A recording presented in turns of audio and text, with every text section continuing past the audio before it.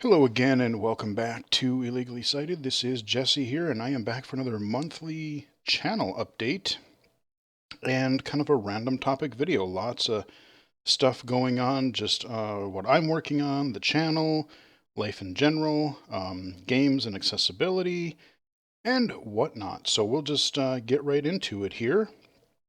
Um, to all the new viewers and subscribers. Welcome to the channel, and thank you for stopping in. Thank you for all the recent views and subscribers lately. I just looked just out of curiosity, and we are just under 3,200 subscribers, about 15 or so away. So, yeah, we'll probably hit 3,200 here fairly soon, which is pretty cool. Still small compared to a lot of other channels, but you know what? I never thought it would get this far, so I'm perfectly fine. Hey, I do this because I like what I do. Um, and to all those who have been supporting the channel for months and years now, definitely appreciated. Thank you for the support. I don't remember if I mentioned this in last month's update video, but on May 2nd, the illegally cited YouTube channel turns 10. Yeah, I've been doing this for 10 years now, which is kind of kind of insane because when I started this, I didn't even know that it was really going to become a thing. I was thinking it was going to be, oh yeah, this will be a quick little fad. I'll get tired of it, or something will be make it difficult, or I don't know. I just didn't think I would stick with it, but the more I started doing this, and then I got into Twitch, and I got to be on other people's podcasts, I actually really like. I really like what I'm doing. I really like doing the videos, showing people technology, game, and VR accessibility. I've gotten to like streaming, and I really like chatting with other people. I like being on other podcasts. If you follow the Blind Abilities or Tech Abilities podcast, I am a semi-regular co-host on there now as of middle of last year or so. I've been on a few other appearances here and there. If you missed um, the Vision Forward episode in November, I think it was late November, where I talked about I talked about game and VR accessibility. Definitely check that out. That was really a lot of fun to do. I enjoyed that episode quite a bit. Yeah, I make my rounds here and there, but as far as the channel goes, there are a lot of things happening. My backlog of games, I mean, there's even a few accessible games I need to get around to, but like even mainstream games, good God, man, my backlog, I always say this, but the amount of games right now that I'm genuinely like, I really, really want to play this or I really want to try this is quite large at the moment. So, I mean, literally, as I'm recording this yesterday, everybody who follows me on the channel, I mean, knows that I really like retro first person shooters, Doom and stuff like that. Those are my jam. Well, three of them, no fewer than three, came out on Steam yesterday. One in early access, I believe, and the other two are just out. And there was one earlier, either this month or late last month, that I just haven't gotten around to. Then there's Serious Sam, this expansion thing that standalone expansion that people are saying is pretty good. So there's like 5 first person shooters alone that I really want to play.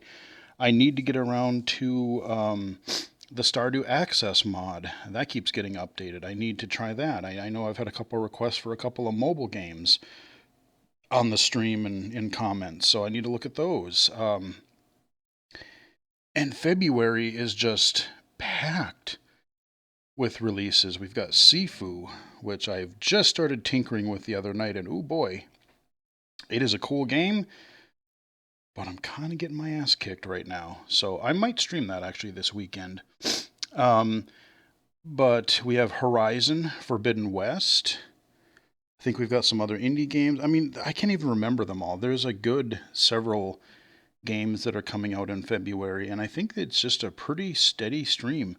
You know, Nintendo's got some things coming out that I'm going to talk about here because we had a Nintendo Direct the other day. Um, yeah, there's just so much coming out. So there's a lot of things I want to cover on the channel, do spotlight videos for, low vision, accessible game spotlights. And I should mention, I forgot to mention this just in the very beginning, like I always do. For those who are new to the channel, I unlock videos every Monday, Wednesday, and Saturday. Sometimes more often if something really, really important or interesting happens. But Monday, Wednesday, Saturday. Mondays are stream archives, my Twitch stream archive. So I just release one of those every Monday usually, unless something really preempts it. And then Wednesday and Saturday is everything else. Like I said, I do videos for low vision spotlights, are games that you need some vision to be able to play. That's how I label them. And accessible game spotlights are games that I would consider totally blind accessible. Because I get a lot of comments. Again, I mean, I get a lot of comments, you know, after I post a tweet or release a video. Either I get in the YouTube comments or a reply on Twitter. Is this game blind accessible? Well, I kind of tell you that in the title um, of the video. So everything is divided into playlists. So if you're looking for a specific type, maybe you want to find some iOS games or PC games or Xbox games or, you know, assistive technology reviews, hardware reviews, VR stuff, VR accessibility. It's all there under playlists. So hopefully you'll find something that you like. And yeah, thank you again for subscribing. So that is sort of what's going on with the channel. I've got several videos I want to get recorded. One I can't really talk about just yet, but looking forward to posting that here in the fairly near future. So yeah, that is kind of a channel update. I mean, there's nothing really too out of the ordinary, but there's just a lot of games, a lot of stuff coming out. And then, like I said, not sure what I'm going to do for May, but 10 years. 10 years in May. That is really kind of surprising. I mean, it just snuck up on you like, wow. I can't believe I've been doing this since 2012 and it's now 2022. That is just ridiculous. So, yeah, that is update. And a couple of recent videos I want to draw your attention to.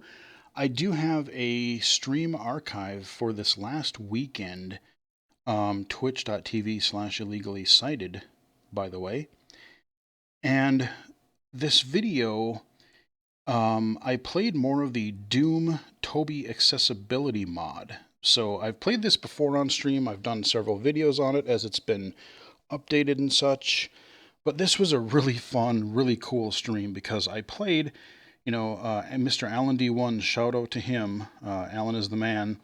He, late last year, released a deluxe level pack and the recent version of the mod. So you have 20 levels now that you can play through of accessible Doom.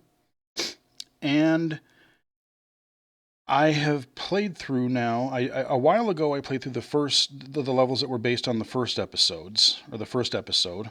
And this last weekend I played through the episode 2 based levels.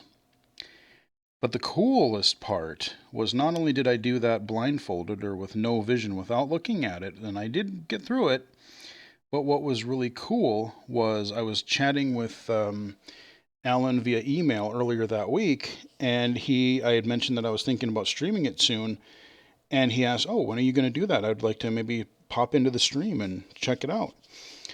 And so that is actually what happened. Mr. Alan D1, the mod's creator of the Toby accessibility mod, was in the chat pretty much from start to end and was chatting with everyone else that was in there. We had a few people join the chat and were talking that night.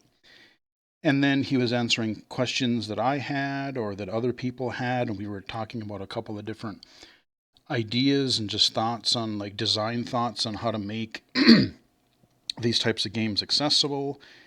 It was just a really fun time. So definitely check that out. I mean, 25 plus years later, mainstream gamers are still making Doom mods and total new games on the GZ Doom engine. And finally, we can even say that, hey, yeah, you know what? It's been that long, but even Doom has accessibility now, 25 plus years later. Wow. So that's awesome. And the good news is he may be interested in making more content. He's looking at he's looking at making they're looking at figuring out some accessible main menus. Maybe making some levels based on of Doom 2 or something like that. So there could be more levels to come. So, I mean, again, just huge shout out to Mr. LND1 because Doom being my favorite game series like ever, the fact that more actually totally blind people can finally get a chance to see what all the hype is about, what all the fuss is about the last 25 years is pretty great. So I wanted to draw your attention to that stream in particular. But otherwise, yeah, this little indie game called Vampire Survivors. I did a spotlight video on it recently, and I've done a couple streams on it. That has been just sucking my time up over the last couple of weeks because it's very simple to play, but it is addictive as hell. So definitely check that out. That is a low vision game, by the way. But yeah, so those are a couple that were really fun. So that's really all I've got for channel updates. I'm still busy doing a lot of stuff. Like I said, I'm working on some videos. Got some ideas for streaming. I'm probably not going to, I don't know if I'm going to stream next weekend unless I do it on Friday. I got a friend of mine coming down next weekend for a night, so I probably won't be streaming on Saturday. But we'll see how up to it I am next Friday. We'll figure that out then. But I may or may not be streaming next weekend. I'm still, like I said, really busy with work. Things are really picking up for me at work, doing a lot of appointments and different things there. I'm still involved with working with Microsoft accessibility stuff, still doing XR Access. And again, they are always looking for new people. You don't have to be a developer. You don't have to be a programmer. You could be, an actual potential user. You could be an accessibility advocate or consultant. They're always looking for more, especially, if you've tried VR and you've struggled with it or have found things that work. They're really interested in hearing use cases from people and kind of their stories and stuff so they can kind of pass that along to the powers that be so that we can try to actually get some industry accessibility for virtual and augmented reality. So xraccess.org.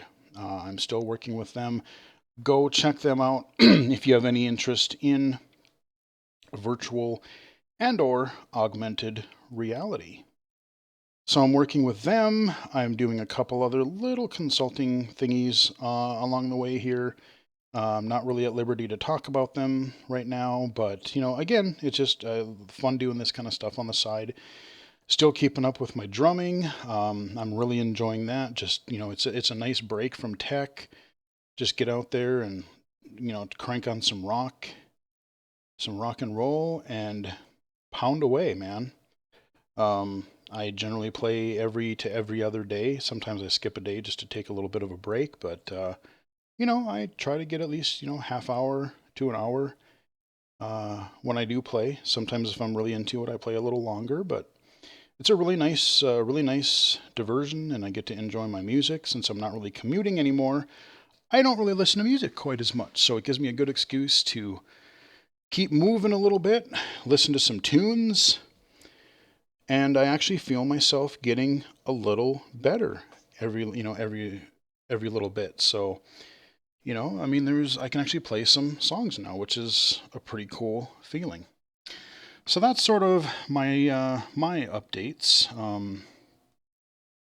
I don't really have anything coming up. Like, I'm not going to CSUN this year. I do have a couple of virtual conferences. Like, if you are interested, you can register for free for the online Game Accessibility Conference Europe, which is, I believe, April 11th and 12th, if I remember the dates correctly. You can just go look up GAConf on, on Google or search engine, whatever, and register for free. I already have. It's 2 days of game accessibility talk goodness, so I'm hyped for that. I'm going to try to attend the virtual Ability Summit in, I believe, May through Microsoft. So we have that coming up. But otherwise, yeah, I'm not sure. I think supposedly there's going to be an Apple event next month, but I don't really know that I'm all that interested. I know they're probably talking about an iPhone SE, possibly some iPad updates or something. I've bought way too much hardware lately, and I have a new phone. I've got a good iPad, so I'm good. I don't really see much in there. I like my big phone. I don't like little phones. I like my big screen and lots of battery. So we'll see. Now on to other topics. One thing I want to talk about it more, but professionally, I don't really feel I should because, it affects kind of my day job as well. But people were asking about it, so I'll mention here quickly. I tweeted something out the other day where I was really sort of frustrated, just with some traditional assistive technology companies or just traditional assistive technology behavior and, shall we say, financial practices. They kind of screwed a lot of like businesses and sort of government stuff over a little bit, in a way that we wanted to buy some products and help people, but that's all I'm going to say about that. Because it's really, we're in a great place for assistive technology, and the thing is, there are so many options available right now that, some that's built in, some that are open source, some that are whatever. So, I mean, traditional AT companies really have to kind of, acknowledge that. And that's really all I'm going to say about it. Because, like I said, I don't want to put a foot in my mouth or anything like that. Like I said, I love my job, and I wouldn't be where I am without a traditional assistive technology. I wouldn't be here I probably wouldn't be as employable as I am. I'd be struggling to live independently a lot more. So I'm eternally grateful for just assistive technology in general, but I mean, even some of these traditional assistive technology companies. But I've kind of gone away from that a lot more, I mean, a lot of the other stuff is working quite well. Apple's voiceover and built-in accessibility. You got Microsoft stuff. You've got NVDA. You've got your set-top boxes and game consoles actually having it. So yes, there are definitely frustrations. I'll be the first to say that. But I was talking to a friend of mine about this last night, really, and it's like, if you stop and think about it, we're in a really, really good spot right now. I mean, if I could go back in time and show my 8, 10-year-old self even just a couple of things that I have or that I can do, my little kid's head would explode. Like, what, really? Because I was into tech back then. I was fascinated, but all the stuff that we have now was basically science fiction at that point. So yeah, it's so easy to bitch and complain about things, and oh, why doesn't it do this and whatever. I mean, I'm guilty of it. Everybody is. But when you really stop and look at it, I mean, how good do we have it? We have a smartphone that is basically a supercomputer in the palm of our hand. You can get almost anything you want off of the internet: movies, books, music, info, shopping. Just, it's amazing, really. So that's just a little spiel. I wasn't really going to touch too much on that, but since I did get some questions on Twitter and whatnot, I figured I would just quick address that a little bit here. Again, don't want to mix my professional and my other stuff together too much, but it is what it is, and sometimes you just feel like you got to rant a little bit. But anyway, when I released last month's video, if you recall, like the very next day or two, Microsoft had decided it was going to make this megaton announcement that they were buying Activision Blizzard. And I mean, that was just, that shocked everybody. I mean, the amount that they paid for them, just how big that would make them, all the possible implications of that. Like, it was like, how could you not, if you're following tech and or gaming, how could you not want to talk about that? And so I released another video shortly thereafter talking about just that. Well, a week later, Sony decided, hey, we can do that too. We are going to make our own announcement. And there's some irony to this one, because Sony decided they were going to buy Bungie. Yeah, that Bungie. If that's what you're thinking of, that's the one they bought. And for those not familiar with it, Bungie, they existed before the Xbox, and they made some games. They made like some games for the Mac, and they made some, like, there was a strategy game. I forget what it was called. I think it was called Myth. There was the Marathon series, and those were first-person shooters for the Mac. Yeah, I know. Macs even had gaming on occasion back then. But then they were the ones that brought the Xbox, really put them on the map, because when the original Xbox launched, Bungie had made a little game called Halo Combat Evolved. You might have heard of it. And I know when I saw Halo for the first time, it actually kind of made me want an Xbox. I remember my friend bought one. I had bought a GameCube. A couple of my other friends in college bought PS2s, and another one of my friends bought an Xbox. And he brought it up to one of the upstairs classrooms that we kind of had access to in the evening, hooked it up to a projector, and proceeded to play some Halo. Looked at the campaign, played a little bit of Blood Gulch multiplayer, and even just seeing the campaign, like the cinematic nature of it, the way that it played really well, the just humorous grunt speak. It was just a cool game, and I eventually got one probably less than a year later. And then they had the Xbox 360, of course, and kind of the rest is history.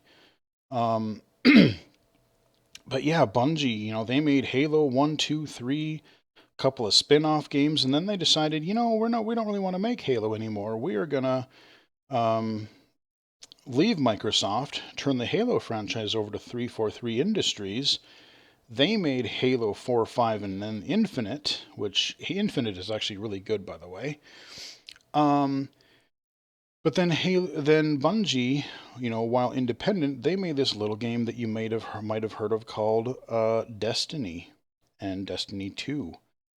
So now Sony has decided to purchase them because I think they really want some more live service games. I mean, what I will say about Sony is they do have a lot. If you like traditional single player type games, Sony does have that covered pretty well. I mean, you've got God of War, The Last of Us series, Uncharted, Spider-Man. You have the Horizon series. You've got Gran Turismo coming out here pretty soon. So you have like a lot of these like character action games. They've got that covered. But Microsoft and everything and PC, you got all these live services or games as a service. You got your microtransactions and your season passes and your God knows what else. Like I said, I'm just not really sold on that whole thing very much. But it's a way that they want to keep people not only playing their game for much longer, but they want to make it so that you keep forking over a little bit of that money. And like I said, it's not that I'm opposed to that necessarily. I was totally fine with buying PC game expansion packs back in the day. Oh, I get another Half-Life story chapter 3. I get a couple of Fear episodes, or, I mean, they had those all the time. But when it's, all these little microtransactions and loot boxes and that dreaded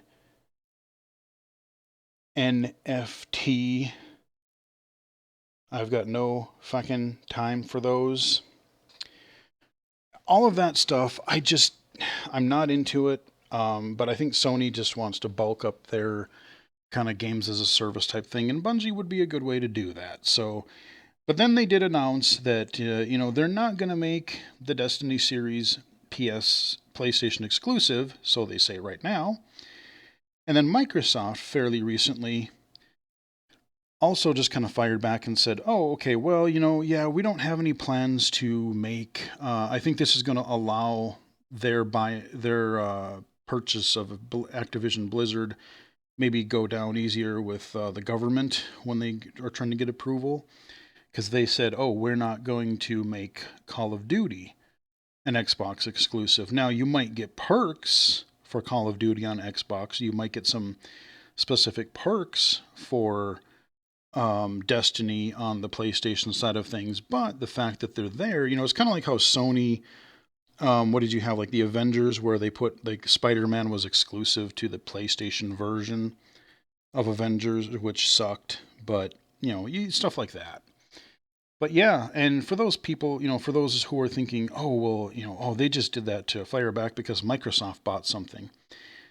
As big as these business deals are, no. I mean, yeah, they announced it literally a week after Microsoft did, but to make something like this even happen, I mean, they had to have been in negotiations for months to even get, even between the two companies, get that sort of thing approved. But I do find it kind of ironic that, you got this first party Microsoft exclusive studio, Bungie, that went independent because they didn't want to be under somebody's thumb anymore.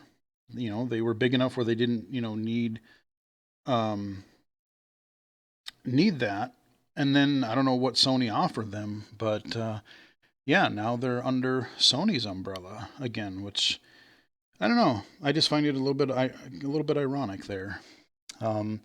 But yeah, that was some big news that wasn't really expecting either. Not quite as big as the Microsoft news, but very intriguing nonetheless. And Sony says that they're still probably thinking of buying some other studios, and sure, fine, I guess, but I don't know. I mean, there's part of me that says, yeah, if if you're a smaller developer and you need, some more financial support or resources support from a company like Microsoft or Sony, sure, but all this consolidation, then you have just, a few big honchos, running everything and making all the decisions, calling all the shots. And some companies, depending, it all depends on who is managing. You got a great management style right now, like Microsoft. I really like Phil Spencer, but what happens when he's no longer there and somebody else has their own vision of what Microsoft should be and they start shutting studios down again? Like, there was a time when Microsoft shut a whole bunch of studios down back in the day that were making some pretty cool games. So it really just depends, all this consolidation. So I do love my AAA games on occasion. There's some really good ones, but I've really been more into the indie stuff, lately. They're shorter games a lot of times, but they're unique. I don't know. They're just something that's drawing me to a lot of these indie games. So we will see how things go. We'll see if all these mergers and buyouts get approved, and all of this stuff is going to take time before we really start to see effects on what is actually going to happen with these. But there you go. There is the major news that has happened since last month's update video. We have one more thing to talk about, and I'm not going to... Originally, I did try recording this earlier this week, and I wasn't really happy with it. But I'm going to do an abridged version of covering what the Nintendo Direct had for us earlier this week. Was it Tuesday or Wednesday? The day before the Direct, Nintendo had just publicly announced, hey, by the way, we're having a Nintendo Direct tomorrow. It's going to be about 40 minutes long. We're going to cover stuff for about the first half of the year. And boy, did they. A lot of the games in there, I wasn't really sold on a lot of them, but that's not to say that they're bad games. They're just not my kind of games. If you like RPGs, Japanese role-playing games specifically, If you like strategy games, you are going to find a ton of that on Nintendo. You're going to find old titles revived, you're going to find remasters, you're going to find new games, you're going to find sequels to games. I mean, they've got RPGs and strategy games coming out the wazoo. I mean, just off the top of my head, let's see, what do we have? We have like Advance Wars, that Advance Wars 1 and 2 collection. We've got Front Mission coming back, this mech strategy game. The first one coming out later this summer, and then the sequel coming out later. You have that Triangle strategy game, which I still don't quite understand, but it's some kind of RPG strategy thingy. You have Xenoblade Chronicles 3 in September. You have Chrono Cross Remastered coming out this year. I think this summer. So Chrono Cross is a huge one for people. Then they went and announced on the Nintendo Switch online service, they have Earthbound, the Super Nintendo game that's on the SNES Classic, but the physical cartridges are always just stupid expensive. So that is coming, that's already out on the Nintendo online, the Switch online. But in addition, they have Earthbound, but then they have the 8-bit version of Earthbound, which I don't believe has ever been in the US before. I don't think that was ever translated, if I recall correctly. So you've got those. No Mother 3, though, or Earthbound 3, because in Japanese it was the Mother series, and then it was switched to being called Earthbound in America.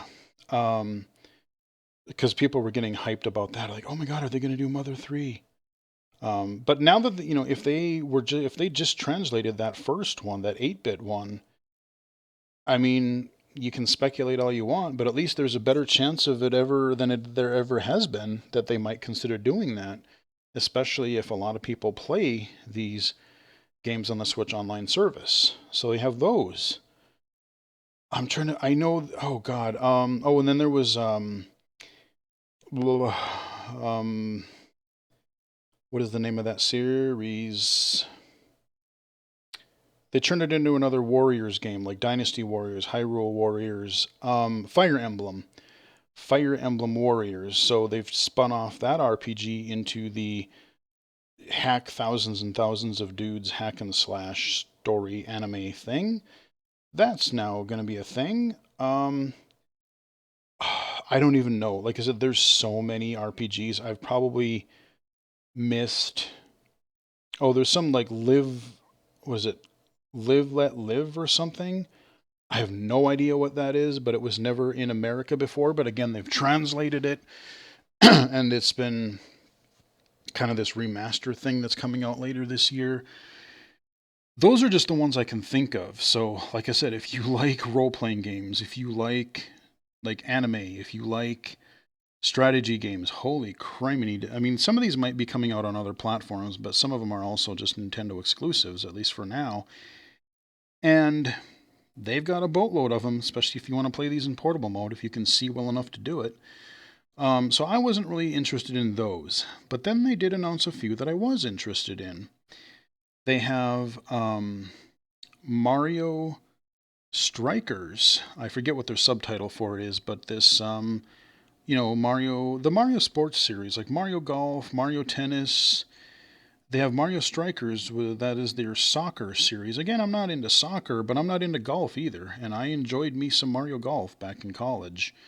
So this one looked kind of fun. I kind of like the costumes that all the characters had. You kind of you can up depending on whatever equipment you're using, what your outfit is. You kind of get different perks and stuff, and I mean it's just really fast, arcadey, kind of fun. So.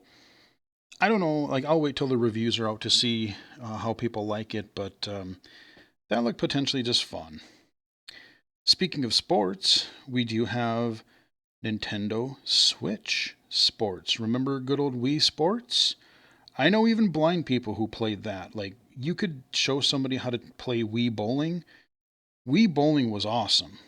I I was playing. I had the Wii came out when I was in Florida. I had just moved down to Florida for my job.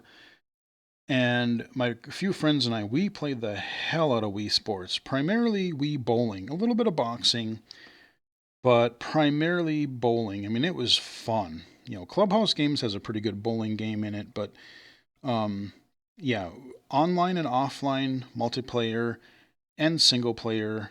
Um, Nintendo Switch Sports. Let's see, you had 3 old games and 3 new ones. You had the old games were bowling, huzzah. You had tennis and like the fencing kind of game. That could be kind of neat. That was from Wii Sports Resort, I believe, which I never really played. But then the new ones, you have badminton. I think there's some other soccer thingy, and then volleyball.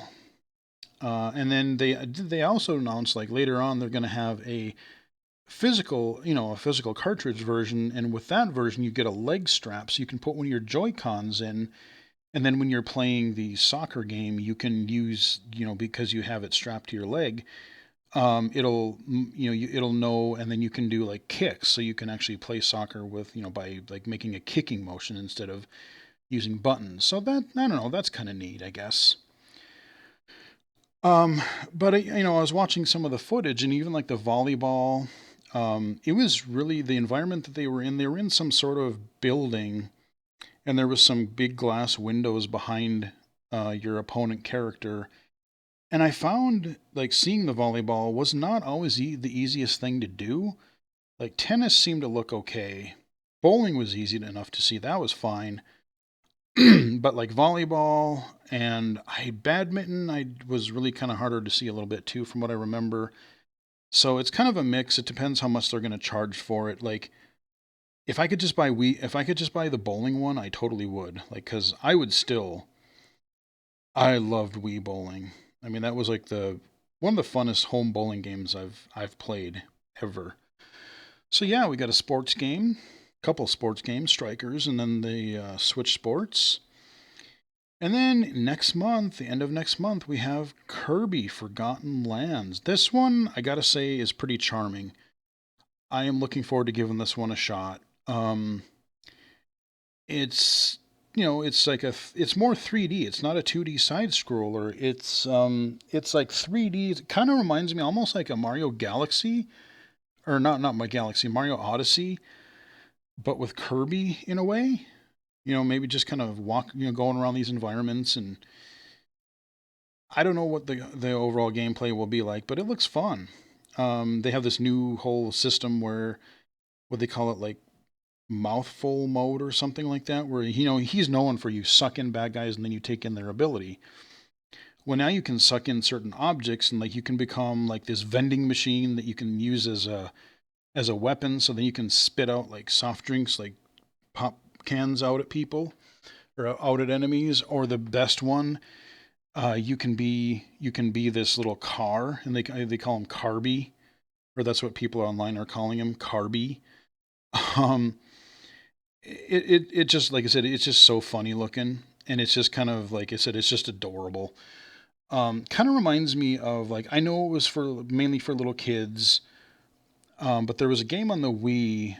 It was called Kirby's Epic Yarn, and just the style and presentation of that game was just, and it was fun. It was just a relaxing, easy to play. I would love to almost see that come out for Switch again, just so people could play it again. But they had it like when you could do a dash move, and then he would turn into a car, or when you jumped off and you would do a certain move, he would become like a little hot air balloon. But everything was like all yarn and cloth, and it just had this really, really neat aesthetic to it. It was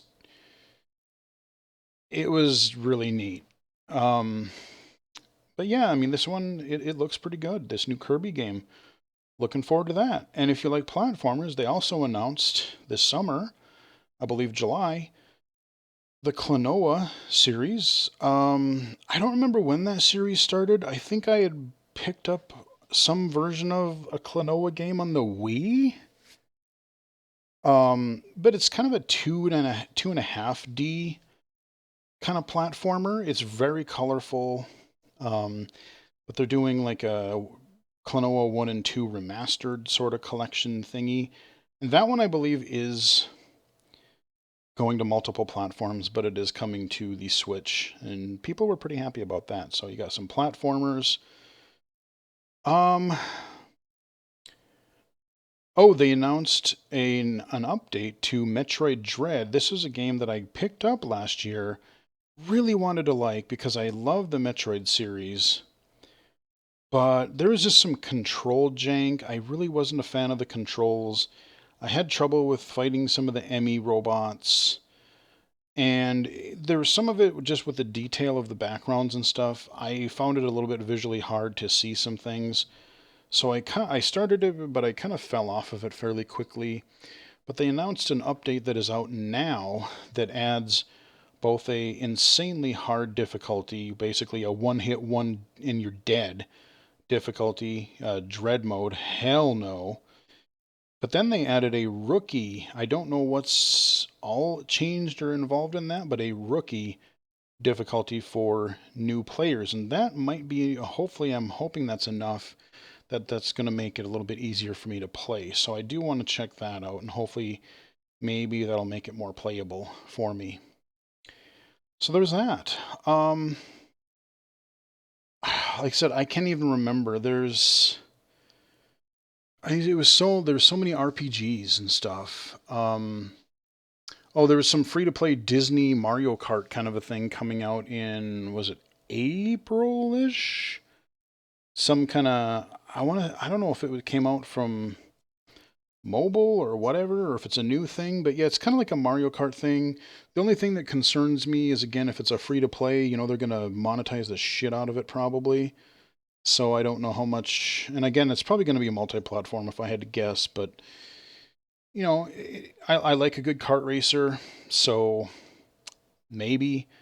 But again, all this live service crap kind of rubs me the wrong way. But speaking of karting, they had 2 kart announcements too. Everyone was thinking there was going to be a Mario Kart 9. Yeah, no. Instead, starting next month, we are getting basically it's kind of an expansion almost over the next couple of years. So until they're going to release like 8 tracks at a time, I believe, until the end of 2023, and you buy this, I forget what they call it, like some pass thing. And currently there are 48 tracks in Mario Kart 8 Deluxe. But you get this pass, and they're going to be adding remastered tracks from all other previous Mario Kart games, 8 at a time, until they get 48 more tracks. So we are going to have a boatload. We are going to have damn near 100 tracks in Mario Kart 8 Deluxe. And, some people are like, oh, they're just old tracks. I want new stuff. Fair. But you know what? I mean, there's some great old tracks on there. Like, Mario Kart 64, you got Double Dash, you've got some of Mario Kart Advance. That game was awesome. There's just so many. Like even people like the Game Boy Advance one or the original Super Nintendo one. So they got a lot to pull from. They're even pulling from the iOS Mario Kart thingy that they released a couple of years ago. So yeah, we get 48 more courses over the next couple of years. So I'm okay with that. And if you do have the top tier Nintendo or Switch Online Plus subscription, you get that pass, Mario Kart Pass, at no additional cost. So you can buy it, or you can pay for their little Switch Online thingy, the top tier, and you get it included, similar to how they did the Animal Crossing thing last year. So yeah, I was pretty happy about the Mario Kart thing. Overall, I thought it was a pretty solid presentation. I mean, like I said, all of the games looked pretty quality to me. I'm just not really, like, if you're into RPGs, you were in heaven earlier this week. But they had a little bit of something for everybody. They had some kart racing, they had some sports, they had some family stuff, they had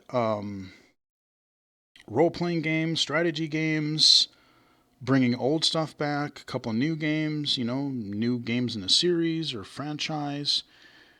And I know I'm missing at least a couple of them because they did a lot of game announcements that day. So I was hoping that they were going to announce a release date. And actually, we did get a new trailer, a Splinter trailer, but no release date that I know of. I wanted to see a release date for Teenage Mutant Ninja Turtles Shredder's Revenge because I want to play that. I really, really am looking forward to that game. I love Turtles. I love the Turtles arcade brawler games, so yes, please. And when they showed the Mario Striker thing, one thing I would love to see eventually. I know they have Smash Brothers, but I would love to see just a really fun Nintendo themed, like arcadey wrestling game. I think that could be really fun. I mean, look at the characters. You got fighters, you got your average fighters, you got your lightweight people that are flying all around. You got your big fat characters like Wario or Donkey Kong.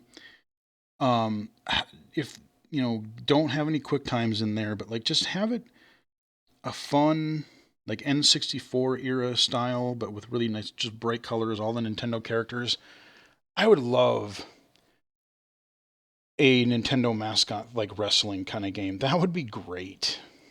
Um, that would be really, really fun. I would love to see Punch Out, even the Wii version, come to the Switch too. So yeah, nothing on Metroid Prime or Bayonetta or the big games like that. So that'll probably be later this year, if anything. But or the new Zelda game. But yeah, that is just an overview of what I could remember from the Nintendo Direct. I know there was some more that I missed, but those are some things that stood out to me as sort of a highlight. And I think that about wraps up this video. The only other thing that I would like to end on is the announcement a couple days ago, around the same time, that Hulu is working with some people to bring back the Futurama series. Now, I love Futurama, especially the original run of it. The Comedy Central run wasn't bad. It wasn't as good, but it was still, solid. I enjoyed. There were some really good episodes there. But I love Futurama. And I was initially really excited about this. I'm like, okay, well, people are into it. That could be good. Hopefully, they do right by it. But as of now, there's one major caveat that could really just sink this thing right out of the gate. John DiMaggio, Sir Bender himself, and many, many other side characters like Sal and there's just so many incidental characters that DiMaggio voices. But you can't. I mean, Bender is like one of the main three characters where it goes out on all the missions. Like, just like he's just kind of, to me. You have certain voice actors that are certain characters. Like, I was talking to my friend about this the other day. Optimus Prime. There is no other Optimus Prime other than Peter Weller, or not Peter Weller. I just went stupid. But there's no other person who really should do Optimus Prime. There's, the animated version of Batman. Live action is one thing, but animated Batman, it's Kevin Conroy. That's the way it is, and it's going to be weird when he no longer does that Batman anymore. But Bender is John DiMaggio, and they're looking at least doing a initial script reading soon, I guess, and they're looking at recasting Bender. I guess they didn't come to a contract negotiation price or something yet. Sounds like DiMaggio's into it, but again, they're just trying to. I don't know who's in the right, or if he's a very popular voice actor, so he can demand a pretty good chunk of money. But I don't know who's in the right, who's in the wrong. But if they are going to move forward with a Futurama reboot, you gotta have John. He's just too big of a character. Like, Bender is just too much of a core part of that series that you can't do it without him. At least in my humble opinion. Because Bender is awesome. I love Bender. They got all the other voices back pretty much, but they're still working on Sir Bender. So I really, really hope they can come to some sort of negotiation. on that, because, you know, it'll be probably a year or two before it's out, but as long as they do, it right, I wouldn't mind seeing some more Futurama. Now, if they could just bring Batman Beyond back, I would be a really, really happy man. Because I saw there was a video last year, the year before, where they had some of the old voice actors for that series do like a live script reading of one of the episodes, and it was really cool. And at the end of it, they're like, "Yeah, this was so fun. I love this series. If we had the rights, if we could get it off the ground, like all of them were like, yeah, I would totally be into making some more Batman Beyond." So I say, please bring it on, man. I want to see more future Batman. I loved it. Anyway, that is where we are going to end it. Lots of stuff to talk about. I will try to split this into chapters so you can jump to whatever section you like. Thanks again. I forget who it was that initially recommended that a few months ago, but it is quite easy to do. So I will be doing that. So anyway, hope you guys enjoyed the video. Give it a like if you did. Subscribe if you have not done so already. It helps a lot. Thank you again to everybody for your support. You can follow me on Twitter at BGFH79, at BGFH79. Twitch, twitch.tv/illegally-cited, illegally-cited.com, and right here on YouTube. So till next time, I will chat with everyone again later.